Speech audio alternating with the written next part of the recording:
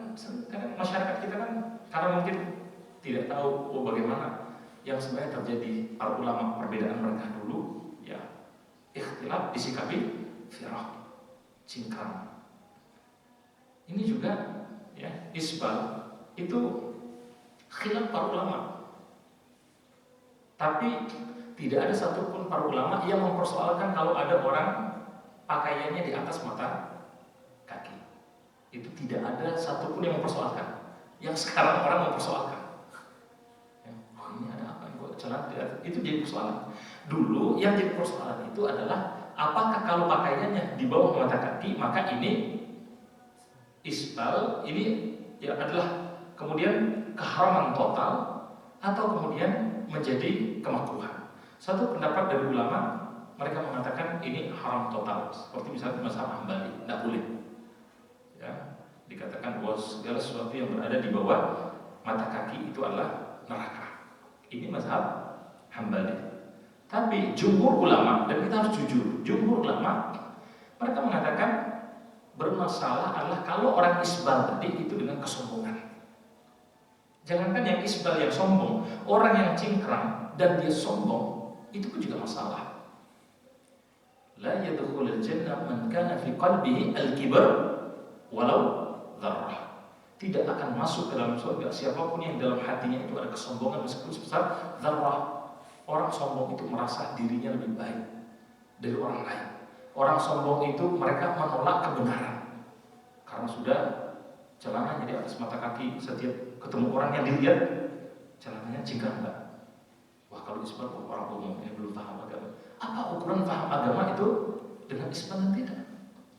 Memang paling utama menjaga kebersihan kita, ya. Kita mungkin dari najis itu lebih terhindar, itu memang di atas mata kaki supaya kemudian kita tidak menarik pakaian. Tapi kalau kemudian ini kita sikapi seperti pokok dalam agama, padahal dia ya adalah masalah furu. Ini akan mengganggu persaudaraan. Ini akan mengganggu ya perintah Allah supaya kita ini innamal mu'minuna ikhwah, bersaudara. Ya, jadi orang isbal dia juga lihat kalau sudah ada orang cingkrang ini kayaknya masjidnya kelompok radikal. Nah ini kan bahaya, akhirnya kan gontok-gontokan malah berkembang kemana-mana. Padahal kata para ulama, menyampaikan sesuatu yang sunnah itu lebih afdal dibandingkan kita menyampaikan yang sunnah tadi kemudian memunculkan perpecahan di dalam masyarakat. Artinya kita secara pribadi misalnya kita milih saya lebih aman pakaian saya di atas mata kaki, ya sudah. Keluarga kita kondisikan, tapi jangan kita kemana-mana lihat ya kamu neraka aja bahaya. Ya, termasuk mungkin yang bulan ini ramai ya, ketika mulai bulan Ramadan. Ya, saya jarang buka media sosial, cuman sempat kelihatan, ya Allah itu kayaknya semuanya itu menjadi mufti baru. Ya, tengkar-tengkaran. Coba baca. Apakah kelompok mereka ini dengan metode hisab atau dengan metode ru'yatul hilal? Pertanyaan pertama, rukun Islam, rukun imannya sama enggak? Sama. Mereka yakin enggak puasa ini adalah rukun Islam? Semua yakin. Puasa Ramadan itu adalah rukun Islam. Artinya apa? Kata Imam Zahabi rahimahullah dalam kitab Al-Kabair, man tarakaha muta'ammidan, siapa mereka yang meninggalkan puasa di bulan Ramadan itu dengan sengaja, maka faqad asyarru minaz zani wa mudminal khamar. Dia telah melakukan suatu dosa yang sangat besar, bahkan melebihi dosanya zina dan minum khamar.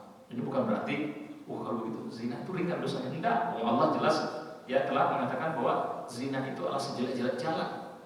Ya bahkan dikatakan la yadkhulul jannah mudminal khamar, tidak akan masuk ke dalam surga para peminum khamar. Tapi ini menunjukkan apa?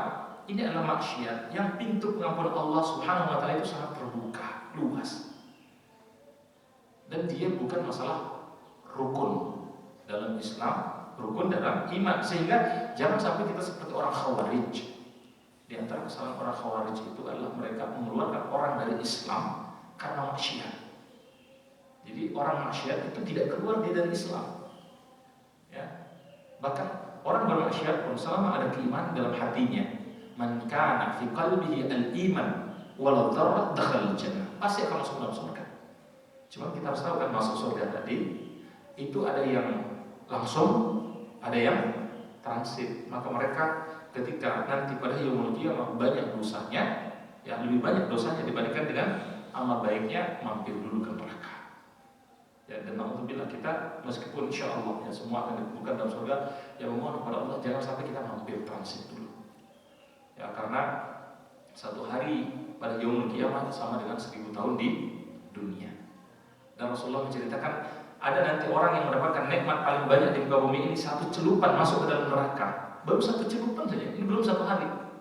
Maka Allah bertanya, apakah engkau hal ra'aita al-khair min qabl qat? Apakah engkau dulu ketika di dunia pernah melihat satu kebaikan saja? Apa kata dia? Padahal ini orang yang mendapatkan nikmat paling banyak. La ya Rabbi, tidaklah ya Rabbi. Apakah engkau pernah jangankan melihat, merasakan sedikit saja dari kebaikan? Tidak, lupa semua. Ya, kenikmatan yang dirasakan ketika di muka bumi tadi hanya baru satu celupan. Maka kita berharap jangan sampai kita ya meskipun tadi berharap masuk surga, tapi kemudian masuk yang transit ke neraka.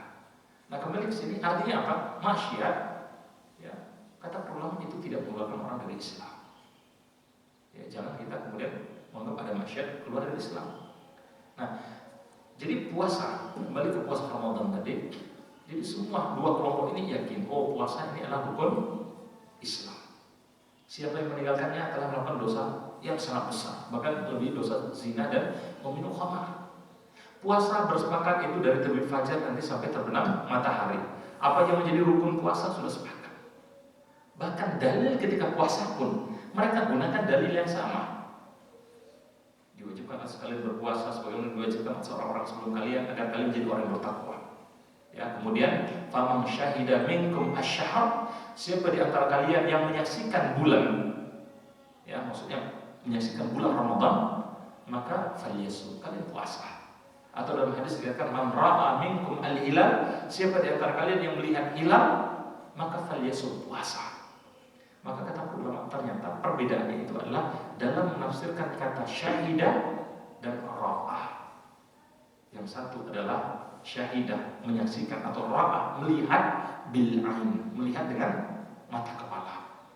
Yang kelompok lain ini mengatakan ra'ah bil ukul, ra'ah bil ilm, melihat dengan akal, melihat dengan ilmu. Karena hakikatnya Allah telah membuat perhitungan untuk langit dan bumi ini pada berputarnya ya matahari dan rembulan. Maka akhirnya muncullah perbedaan tadi. Ya ada titik, satu titik yang ketika ya memang hilal itu di bawah 2 derajat, nah, ibarat apa garis lurus antara matahari rembulan tadi, maka kemungkinan dari bumi tidak kelihatan. Tapi ketika dia jalan sedikit nanti pasti akan sudah kelihatan di tempat lain. Dan ini juga kenapa misalnya kemarin Saudi itu ya ketika kan sudah agak malam sedikit, bulan kan sudah agak naik, sudah lebih dari 2 derajat, maka otomatis kemudian negara yang ada di barat mereka akan sudah bisa melihat. Nah, jadi pertama berarti ini adalah perbedaan pada menafsirkan ini. Dalilnya sama, maka ini masuk dalam kategori khilafiyah. Dan dalam masalah khilafiyah kata para ulama, sikap kita adalah menghargai, sikap kita adalah saling menghormati dan menahan diri dari ucapan-ucapan yang tidak baik. Tapi coba kita lihat tadi apa yang terjadi akhirnya di tengah umat ini. Saatnya silakan, oh dalilnya sudah sama, ini ada perbedaan di sini, sudah saya milih yang begini. Karena kalau kita tidak berlapang dada seperti ini, kita akan repot dalam hidup ini, merasa kesulitan. Ya. Waktu 2 tahun lalu ya, tahun 2020, ya awal-awal sebelum pandemi, ya alhamdulillah kita pernah ikut sana ada daurah dari Syekh Shalih Al-Utsaimin di Masjid Nabawi. Maka pada saat itu ketika kita membahas ada beberapa kitab ya khataman kitab selama 8 hari, maka ketika membahas ya kitab tentang usul fiqh ya apa kata beliau di awal, saya tahu ya yang ada di majelis ini berasal dari berbagai daerah. Ada yang dari Asia Tenggara dengan mazhab Syafi'inya, ada yang dari Asia Selatan dengan mazhab Hanafinya, ada yang dari Afrika Utara dengan mazhab Malikinya, ada yang berasal dan kebanyakan ini berasal dari Arab, ya, yang mazhab Hambali. Maka pertama kata beliau, saya ingin menasihatkan setiap dai, setiap kita yang berada pada suatu komunitas, maka kita perlu memahami mazhab mayoritas yang ada di tengah masyarakat kita. Supaya apa? Ini tidak membuat gontok-gontokan, supaya tidak membuat fitnah, supaya tidak membuat perpecahan. Maka kita perlu belajar mazhab umum yang dipakai di tengah masyarakat kita. Artinya